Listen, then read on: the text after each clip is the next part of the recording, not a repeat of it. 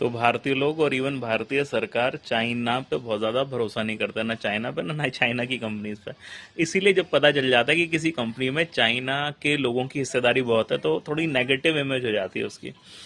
लेकिन प्रॉब्लम तब होती है जब सरकारी तौर पे या नॉट ऑफिशियली बट अनऑफिशियली ऐसी कंपनीज को थोड़ा सा रोका जाता है ग्रो करने से, जैसे कि एमजी। तो मॉरिस गैराज जो कुछ टाइम पहले इंडिया में लॉन्च हुई थी और बाद में पता चला कि भैया इसमें तो चाइना की बहुत हिस्सेदारी है, चाइनीज ओन्ड कंपनी है। तो कहीं ना कहीं जो सरकारी तंत्र होता है उसके एक्सपेंशन को थोड़ा रोकने की कोशिश कर रहा था, सब मानते हैं। और इसके चक्कर में उनको समझ में आया था कि अगर हम किसी लोकल पार्टनर के साथ अगर हम पार्टनरशिप नहीं करेंगे तो हमारी ग्रोथ में बहुत दिक्कत आएगी। तो उन्होंने जेएसडब्ल्यू के साथ उनको कुछ 35% शायद बेचा, ताकि अब क्योंकि 35% एक Indian group company MG India में हिस्सेदारी है, तो शायद अब भारत सरकार थोड़ी सी लीलियंट हो जाएगी उसके लिए।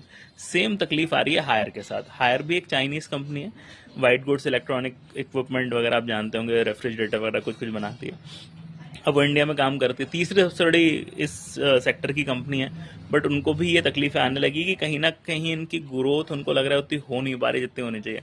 इससे चक्कर में अब हायर भी मॉरिस गैराज के रूट पे जाने की सोच रही है, और हो सकता है जल्दी किसी इंडियन पार्टनर को कुछ माइनॉरिटी या मेजोरिटी स्टेक बेच दे।